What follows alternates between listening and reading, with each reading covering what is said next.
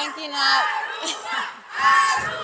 mi quero danke na Aruba completo para sostenerme, na minha família, na minha amistade, na minha pareja, na todos sponsors na experiência estava espetacular. Me sinto que é algo que talaga vou crescer como pessoa e também tenho parte profissional. Me estou contente de por conta que me tem alguma oportunidade na internacional caba e isso é algo que me está muito importante e é um dos motivos principal de como me a participar em certamen de beleza aqui. Não somente para representar minha dulce isla, mas também para poder desenvolver me mais no mundo profissional.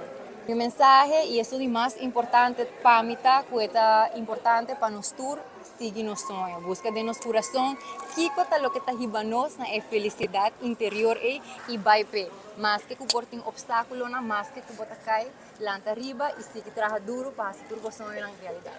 De visita trove e abbiamo anche ma bingo Carol, nobe feliz pe, hopi contento pe quello che ela logra. Maneira nós torça e não cai de 20 não cai de finalista não, pero nós torça que ela faz bom trabalho, ela promove Aruba seu nome diferente prensa internacional e ela está um favorito na de Telemundo aí não. Então, me está muito contente, ela faz bom trabalho, tem 2 lunas de tempo, ela prepara turcos, prepara seu mês e prepara tudo o que me esteja a preparar. E me quero agradecer a toda a gente que ajudou e Aruba que suporte imensamente. E danke na tua prensa na Kutei e danke na tua gente que chega aqui no aeroporto para apoiar e para receber na sua isla.